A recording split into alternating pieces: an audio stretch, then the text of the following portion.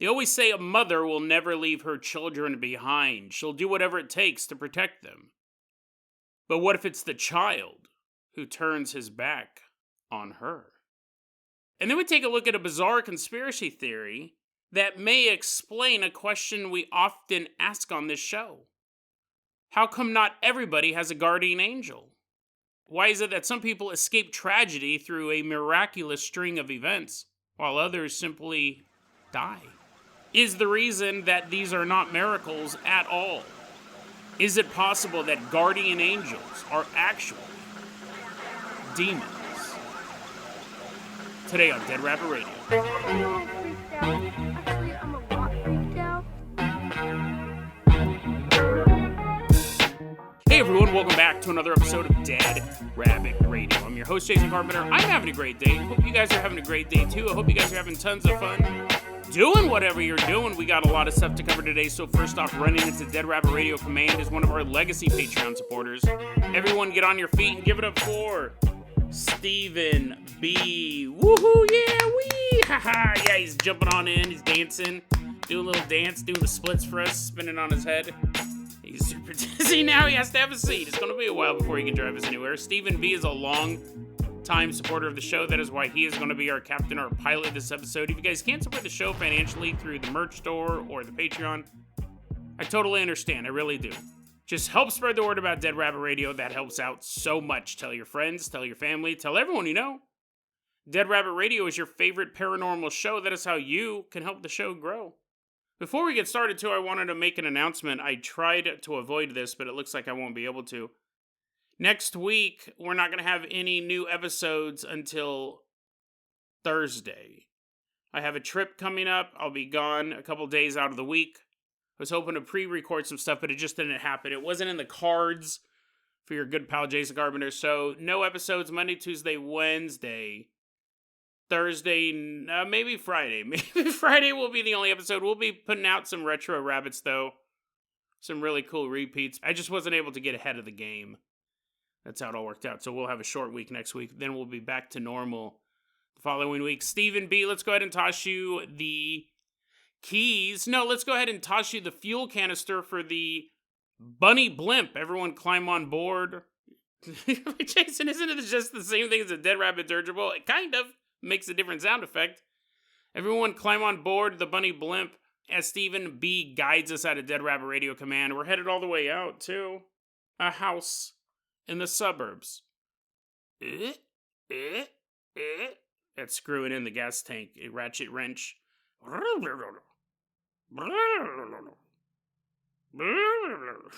You gotta get it really tight. We're all sitting there for a while. He's still dizzy from spinning. It's taking him a while. Light it up.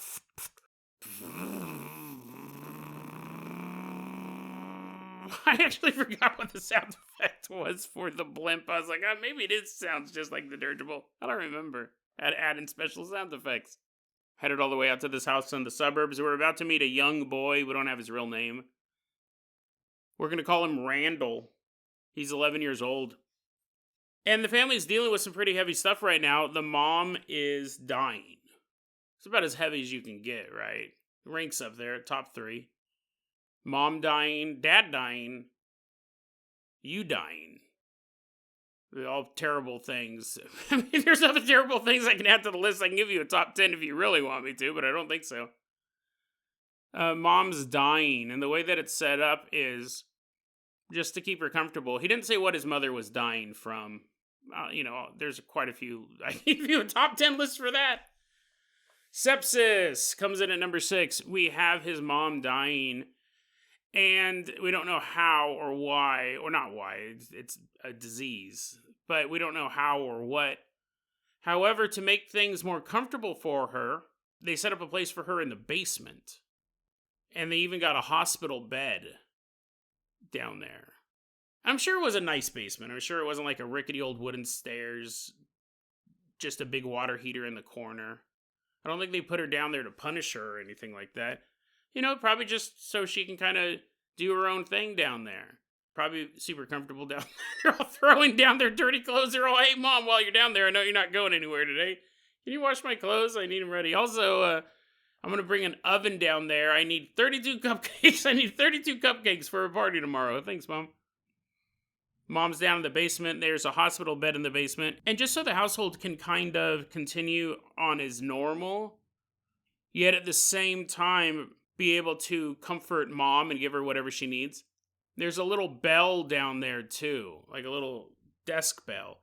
Ding, ding, ding, ding, that Mom would ring whenever she needed something.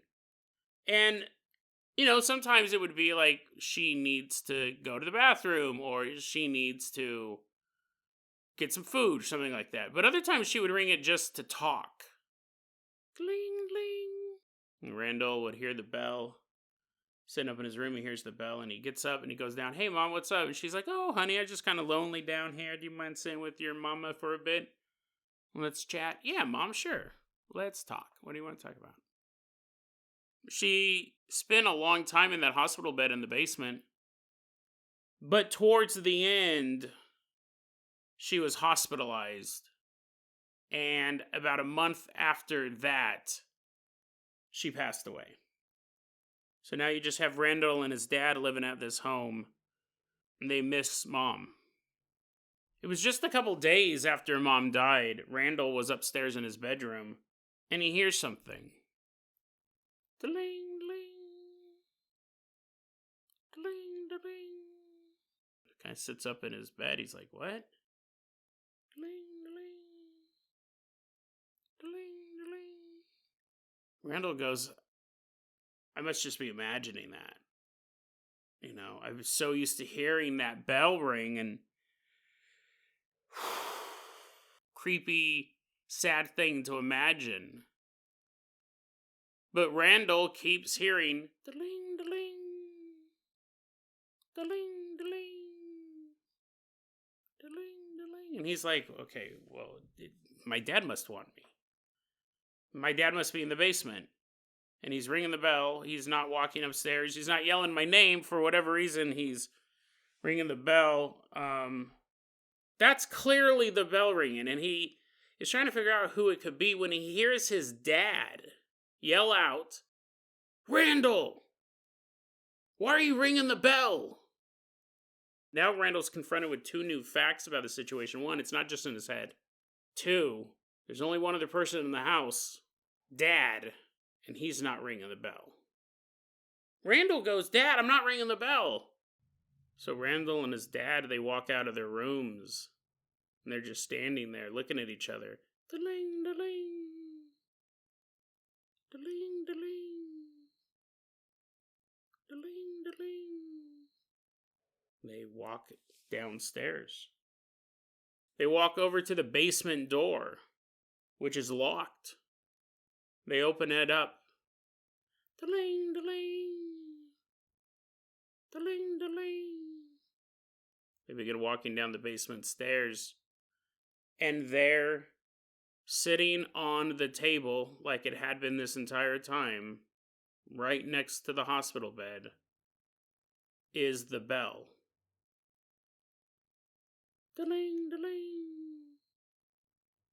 Da-ling, da-ling. Randall and his father just looked at the bell for a moment, looked at each other. Both of them walked back up the basement stairs, and Dad locked the basement door behind them. This is one of those stories that I find fascinating for a couple different reasons. One, is it life-affirming? Is it proof of life after death?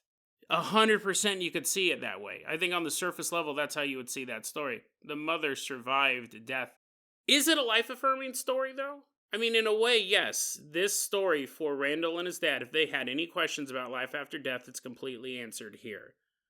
The mother came back. She did not disappear into the void. She was not annihilated. She isn't just a bag of meat with a bunch of chemicals shooting through the brain, and once that brain stops working, she ceases to exist forever and ever and ever. This story to them would be like, no, I'm still alive. On a very basic level, it's a story that life does survive death. And if you read it and you just go on with your day, you're like, oh, that's sweet. This story actually, like a couple other ones we've covered recently, has some really terrifying implications to it. Really, really scary stuff. And what I mean by that is even people who believe in life after death, people who believe in ghosts, it gets really, really interesting when you say, okay, I believe that when the mother died, her spirit came back to the world of the living because I believe in ghosts. But then what? She comes back to that house. What happens 5 years later when the father and Randall move away? He has a new job in a new city and they both pack up and move. What happens to the mom's ghost? It is exceptionally rare when we come across stories where ghosts follow people, even beloved ghosts, even ghosts who are members of a family. It's so rare off the top of my head. I'm trying to think of some stories we've covered. I think we've covered it once or twice, where a ghost leaves the place it haunted originally. When the family moves across the country, the ghost comes with them. The only way you would ever really even see that happen is if the ghost didn't haunt a location, but haunted an object or a person that moves with them. Super duper rare. So one, the implication, the mother comes back. She doesn't cross over to the other side. She comes back to send a sign to her husband and her son that she is still there and she will always be there with them, but she won't. They will move at some point. And she's in that basement now. For how long? 60 years? 80 years? To this family, it was mom in the basement sending a sign that she was still alive. But to the next family in there, she's just something that makes the basement feel creepy. I don't know what it is, but I don't like going down there, especially late at night. Why not? I don't know. It's just like when I'm down there, I feel like there's someone down there with me. She's the shadow that watches from the corner. She's the mournful soul that sends a chill down your spine when you're doing the laundry. So again, creepy. Life affirming, yes, but because we see that ghosts do not travel with family, she's stuck there for who knows how long. And also, it's really interesting because most people, and I'm not faulting Randall or his dad, as far as we can tell, because this story took place quite a few years ago, as far as we can tell, she never continued the ringing. She never interacted with them again outside of ringing the bell. He never says that the bell continued to ring every so often or anything like that. It was just this one time, this one day when the bell was ringing over and over again, and then they never heard it again. I guess what I think is the saddest thing about the whole story, and it does involve a dead mom, so we're already starting off in pretty sad territory, is she rang the bell for two reasons. She wanted to talk to somebody, or she needed help. And what did Randall and his dad do? They walked away. They left the basement and locked the door. She wanted to talk to someone, or she needed help. And she received neither. They were so, I don't want to say scared, but so put off or cautious about what was going on. They treated it like it was just any old haunted item. They treated it like it was just any old haunted location. The way you and I might treat if we were on a ghost hunt together and we went to a building, an abandoned building, we heard a bell ringing and we went to go figure it out. We walked in and in the basement there was a bell that was clearly ringing, but no one was touching it. We would probably run away, maybe take some pictures just so it doesn't seem so cowardly, but we would leave. We have no emotional attachment to that room. We don't know what in the world was making that noise. But they did. It was mom. And they left. It's really, really creepy and sad and a little disturbing when you think about it that way. She stayed behind, and it's possible that she stayed behind and realized kind of where she was at now. She was a ghost in her own house, and her family members were living above her. She was ringing the bell. I'm here. Come down. I want to talk to you. I want to see my son. I want to see my husband. And she sees the door open, and she sees the door open, she sees them walk down the stairs, and then they pause, look at each other, walk back upstairs, and lock the basement door. Terrible, terrible ending, right, for her. Now she is haunting this basement for who knows how long. Interesting story. I'd be curious as to what you guys would think if that happened to you. As a paranormal researcher, if the situation was the same, if someone close to me died and then I hear the bell ringing, I will try to establish contact. And I am super cautious about talking to spirits. I find nothing really good ever comes of it. But in that case, I'd kind of my hand would be forced. And if a spirit stays behind, it's actually fairly easy to say, no, you're not supposed to be here. Let's get you back to the afterlife. I'm glad that you came by. I'm glad you gave me the sign, Mom, but let's see if we can get you to move on. It's actually pretty easy. But if you ignore it, and it's a soul that's trapped, a soul that's lost, it will, over time, become more and more, I don't want to use the term evil, but that can happen, but more and more just bitter. The ghosts that we call residual recordings that are just playing out an event over and over again, those can fade away over time. So can a human soul. It can fade away over time. The question is that you may go, well, then she's not in the basement forever. Maybe she's faded away by now. The problem is that those that fade away, we don't know what happens to those spirits. We don't know if they fade away into the afterlife or they just fade away into nothingness. So again, if you were in this situation, if I was in this situation, I would try to establish contact and try to get her to go on to the other side. I think that's a good path, but I'd be curious to see what you guys think about that. How you guys feel about that. Stephen B., let's go ahead and toss you the keys to the world-famous Carpenter Copter. We are leaving behind this house in the suburbs. Why don't you fly us all the way back to Bed, Bath & Beyond?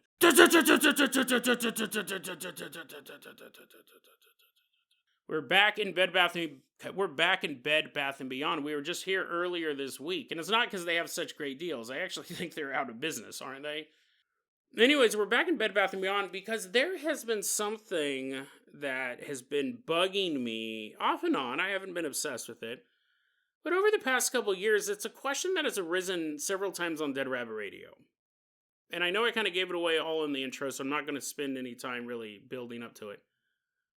What if guardian angels are demons? What I mean by that is we've talked about on the show, why do some people have guardian angels? Some people have this miraculous moment where their lives are saved. For example, we covered a story about a kid walking across the street. He slips and he falls and he lands on the ground and a car is barreling straight towards him. He's like, I'm dead. He goes, I was totally going to get creamed by this car. This was the end of me. When all of a sudden he felt something reach down and pick him up underneath the armpits and he floated over the road. I believe he even looked down at one point and saw the car drive underneath him. Although maybe that wasn't a detail in the actual story. Maybe that's just in my head. I was like, oh, that would be cool if that happened. He floats up off the road and then is gently put down in his friend's yard. And he goes, I don't know what it was. Like, I assume that it was some sort of guardian angel who picked me up and carried me off the street. But how many times do kids get hit by cars? A lot. We have these stories about people evading certain death because of some sort of miraculous intervention. And we're at Bed Bath & Beyond because we just covered a story earlier this week where a little boy, he was probably like 5 or 6 if I remember correctly, was leaving the store. He couldn't find his mom, figured, oh, my mom must be in the parking lot. I'll just walk out to the car. And as he's walking out the doors of the Bed Bath & Beyond, he sees an angel standing in front of him. He sees this man with wings who simply says, go back inside. And so the boy turns around and he goes back inside. And eventually his mother finds him. He's at the candy aisle, the impulse aisle, and they both leave together. And as an adult, he goes, I guess that was my guardian angel. Who knows what would happen to me if I had walked out in that parking lot. But how many people do walk out in parking lots? There's no guardian angel. A lot. We've done a ton of Guardian Angel episodes on the show. I'll put some in the show notes. But if you listen to them, in almost all of them, I asked the question, how come everyone doesn't have a Guardian Angel? And I think I figured out why. I mean, we'd have to do some research on this, but is it possible that they're not angels, but demons? And you go, well, Jason, why would a demon want to save a child's life? In fact, they would do the opposite, you would think. They're all about destroying humanity. Well, let's throw on our conspiracy caps for this one. Follow me along this road. Let's say you're a parent. You're at Bed Bath & Beyond. Your kid walks out of the store, is hit by a car and killed. 5 years old, killed while you were inside shopping. Most parents would do anything to take that moment back. If only he hadn't walked out that store. If only I had turned at just the right moment and seen him. Maybe I should have stayed next to him every single second of every single day, and that never would have happened. He never would have walked out there.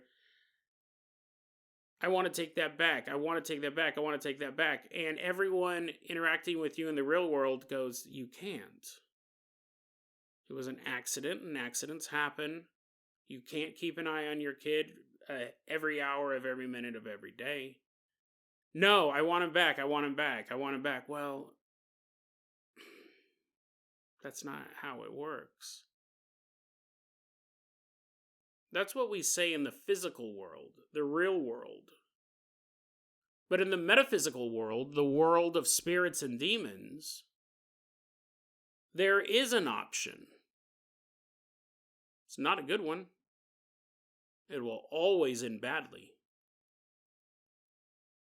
It's not an easy road. It's not like you just stick a needle in your hand and drop a little bit of blood on a white piece of paper and say some invocation you read online. But there are ways to summon demons. There are ways to make deals with the devil. And your deal would be, I want my kid back. So here's the thing. There's two different ways that could work. One, you are successful in making this deal with the devil, which again is exceptionally hard. It's not something you just write down on the back of a Hallmark card and throw in the mail. But let's say that you know exactly what to do. You have the skill level. You have the psychic energy to expend. You have all of this stuff. You're able to make a deal with the devil. You say, I want my son back. I want my son back. There's a couple different ways I can see this playing out. One is that the deal is made, and for your soul, you are then sent to an alternate reality where your son never died. You get to have him again. You're technically not in this reality anymore. You went to one where he never died. Because here's the thing. If they actually brought your kid, let's say your kid gets hit by a car in the parking lot. Kid dies. You make a deal with the devil, your kid rises from the dead. Everyone is going to know. Everyone in your family, everyone in your community. Honestly, probably the newspapers would cover that. Boy rises from the dead. So you can't do that. I mean, you could, but it would be so disruptive to the supernatural masquerade, as you might call it. Because you notice it's very interesting. The world of the supernatural knows to do just enough to get people to look into it, but not so much that it becomes a recognized science. That's a conspiracy theory that's been building up over the past couple months, if not a year on this show as well. The idea that the world of the supernatural knows how to keep itself hidden, which is odd, which adds a whole level of super intelligence to the entire phenomenon. Can't actually, they would have the ability to bring them back to the dead, bring them back from the dead, but then everyone would know that power of the supernatural is real, this is how it works, this is how you do it, so on and so forth. It's the same thing when people win the lottery. What does everyone ask them? How'd you win? Well, I bought a ticket. They picked my numbers. There's no system. There's nothing like that. Now imagine if they went to a lottery winner, how did you win? And he goes, oh, well, actually, I did this, and this. It's a guaranteed win, or, 90% win. Then the entire lotto system just collapses across the United States because it's no longer a game of chance. That might not be the best analogy, but I think you guys can see what I'm saying. So anyways, instead of rising the child from the dead, you could, one, a demon or the devil could send you to an alternate reality where the kid never died in the first place. It would be a huge Mandela shift for you. You'd probably have a really hard time dealing with it. But you got your kid back. Who cares if they're no longer called Oreos, they're called Boreos? Your kid's back. Right? I mean, it really wouldn't matter if there were small ripples in that reality that weren't exactly the same as this one, your kid's back. Because demons are, from what we can understand, interdimensional travelers. Hell is a dimension. It's not a physical location on Earth. And this is all the theory, right? But hell is a dimension. So if you can travel from dimension hell to the Earth dimension, or Earth realm, as it is often called in the documentary series Mortal Kombat, you would assume that demons could also interact with other realities as well. There wouldn't be alternate realities of demons. You would have one set of demons who could travel to different realities. Each reality wouldn't have its own hell and its own individual demons. They travel interdimensionally. We would have infinite versions of ourselves throughout the multiverse, but there's only one demon named Argok or whatever who can travel to these alternate realities. So that would be an easy way for a demon to do this, to shift you into another reality. You asked the questions about what happens to you in this reality. Do you drop dead? Do people just think, oh, he died of grief because his son died recently? What happens to the you in the alternate reality when your consciousness jumps over to that body? But then there's the bigger issue that you've sold your soul to the devil to get this thing, to get your kid back. And while that does seem like a great deal, it's not. You're going to have to pay an eternal price to spend time with your son again. Now, I think for a lot of people that would be worth it. And there is the caveat to any deal with the devil that you can be like, oh, okay, I got what I wanted. Now I'm just going to break the deal with the devil and I'm going to ask God for forgiveness. And that is a way out of any devilish contract. You can do it. Most people don't, though, for a couple different reasons. But I have talked about that in past episodes. I'll put that in the show notes. The other option, though, I thought of was this. And I think you guys know where I'm going. Kid gets killed in the parking lot, gets ran over by a car. You make the deal with the devil, you want your son back. Instead of sending you to an alternate reality, they reset this one. Time, linear time, is an illusion. There is no before or after. These are things that the human mind has set a measurement system to. We are existing at the same time as the dinosaurs, as the same time as Magellan sailing the seas, as the same time of the sun going supernova and absorbing Earth. It's all happening at the same time. A time reset would actually be pretty easy to do on a massive power level that a demon would have access to. You make a deal with the devil, you sell your soul. Time basically rubber bands. And instead of your kid walking out into the parking lot, the alternate reality may be your son never went to Bed Bath & Beyond in the first place. He stayed at home that day. She was able to get a babysitter. He didn't have to go shopping. Totally different reality. To reset time, you have the same events play out as they did before, but this time as the boy is getting ready to walk out the store, a guardian, quote-unquote, angel appears and tells him to go back inside. So you got what you wanted. Now so when the time compresses, right, this is what would be interesting about this. The kid walks out, he gets hit by the car, he dies. He's taken to the hospital, they can't revive him. Funeral preparations are made. The funeral has been held. Weeks go by, maybe months, maybe years. You've lived your life out in this grief. You make this deal with the devil, you sell your soul. Everything rubber bands back to that point where he's walking out of the store and the angel shows up. So you would have experienced all that in between, right? You may have wished you could have sold your soul that very first day, but maybe it took you time to learn what you were going to do and how to do it and all that stuff. Time rubber bands back to that point, and he's saved. And what's super sinister about this version is because time would rubber band back basically for everybody. It's very possible that the person who sold their soul to the devil doesn't even know it. Because you sold your soul to the devil to save your kid who walked out in the parking lot who got hit by the car. But now, since time is snapped back to a point where he never walked outside and is stopped by this angel, and it's very, very biblically accurate to have demons appearing as angels. Both the bizarre, abstract idea and also the very humanoid idea of an angel.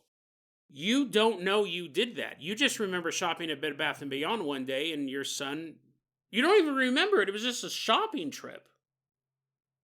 You don't remember the funeral. You don't remember the grief. You don't remember the weeks and months and years missing your kid because you never did.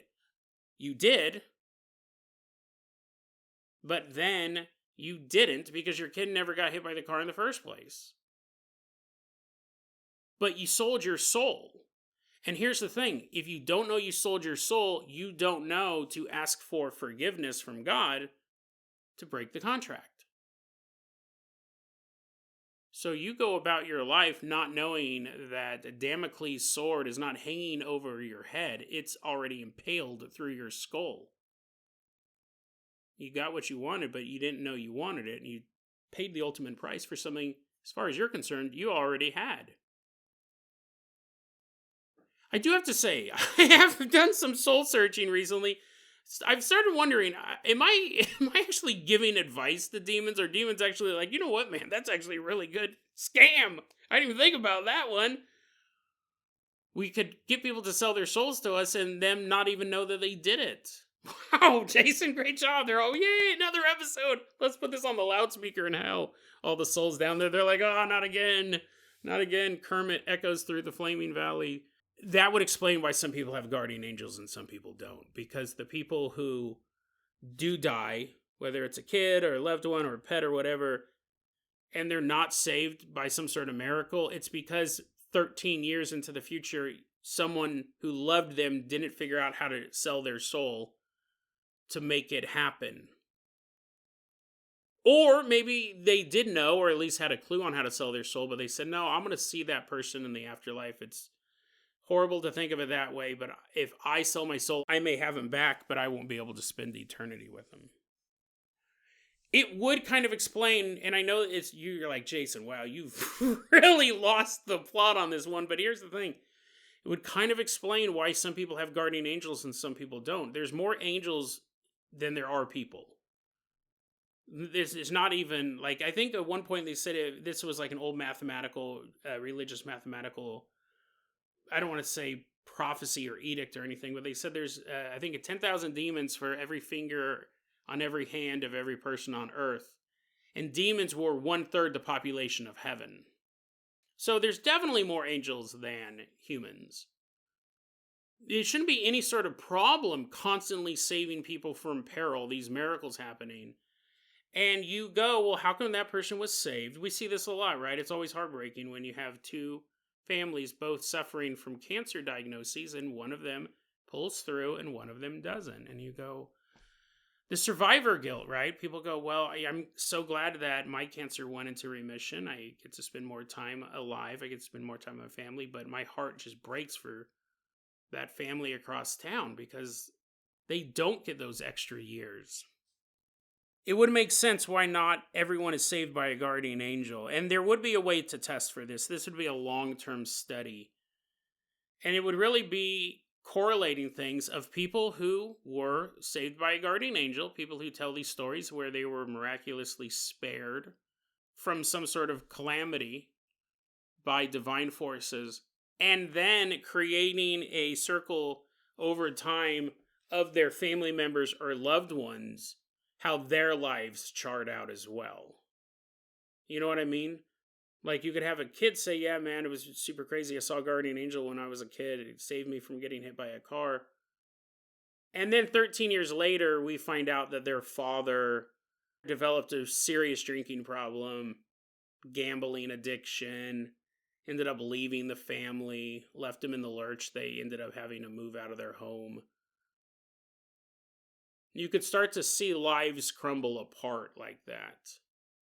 And you could kind of chart that. Now, I could be totally off basis, right? And you could go, well, there's no evidence for any of that. Like, if we actually were able to research this, and I think there probably would be some way to do it, we would start with people who we know who say, oh, yeah, no, I had a really miraculous recovery when I was a kid. The doctor said I should have died, but it was 1 in a million I'm still alive. And then you find out that that kid's aunt or uncle or dad or mom had a horrible, horrible, slow demise. He's like, yeah, that you're right. That's kind of weird that you knew that. I don't know how you knew that.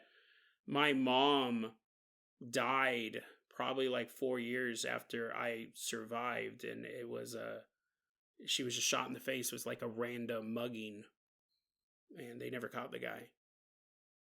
You would see these markers because demons, you don't normally just sell your soul to a demon and everything's hunky-dory until the day you die. There's a constant torment going on. Even if you sold your soul for fame and riches and stuff like that, there's this constant pressure being applied to the victim of the soul sale, making your life miserable bit by bit by bit. And maybe you don't see how bad it is until you're at the end, and then you die, and now you are not in heaven. You should be able to see some sort of evidence of this. Again, listen, it's a long shot, but it would explain why some people don't have guardian angels, because honestly, that's a big question. There should be enough to go around. How come we're not all saved from these diseases, from these violent situations, from these freak accidents, or just regular accidents? It would explain why some people are saved and some people aren't. But the question is, you may have been saved by a guardian angel, but if that truly was a demon, it saved you. But it's coming for somebody who loved you the most.